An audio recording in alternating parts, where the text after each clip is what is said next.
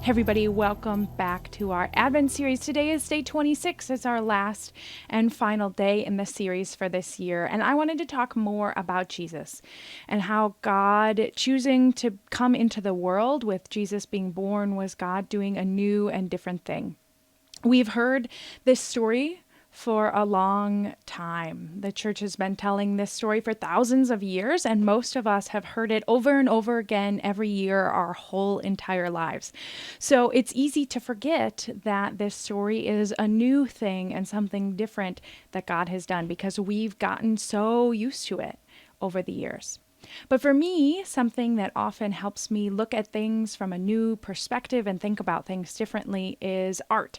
And so today I wanted to show you two different pieces of artwork. First, an art, a comic style drawing, and second, a piece of music that for me help illuminate this new and unexpected and different side of the Christmas story.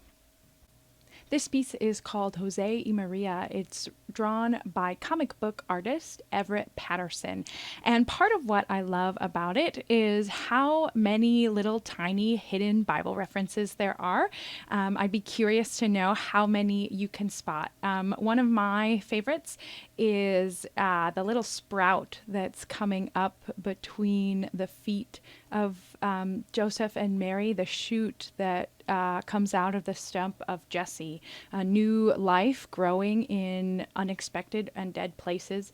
But I also love there's all sorts of tiny things, like if you look at the newspaper on the floor, there's an ad for Glad and an ad for Tide, as in glad tidings that the angels bring. So there's all sorts of things, obvious and subtle, Bible references from the story that are fun to pull out of this picture. So that's one thing that I love about it.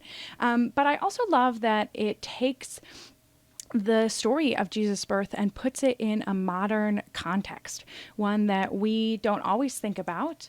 What would it look like if Jesus was born today? This is not the kind of family that we might expect God to be born into the world. God could have chosen someone powerful, someone wealthy to bring the Savior into the world. And instead, God chose Mary and Joseph, these poor and humble and kind of downtrodden folks, born in the city of Bethlehem, which was not a well-to-do city, especially at the time of the Roman Empire. And so there are all sorts of things that Jesus, kind of automatically has working against him that we don't necessarily think about in our lives until it's put in this kind of modern context. God could have chosen a different way to be born into the world, I think. And we have biblical examples of that too. Moses, for example, though he was born a Hebrew among the slaves, he was raised in the palace. He was brought up by the Pharaoh's family. So he grew up in a form of power that Jesus never knew in his life. So it's a strange and unexpected choice from God that we don't necessarily think about because we're so used to the story, at least in some ways. So this is the first piece that I wanted to show you. The second that I wanted to show you today is a music piece that I heard for the first time just a few days ago. I'll play just a little snip of it for you, and then we'll talk about it. Who is this? This is Christ the King, sharing their sorrows, knowing their hunger. This is Christ revealed to the world in the eyes of the babe, a child of Mary.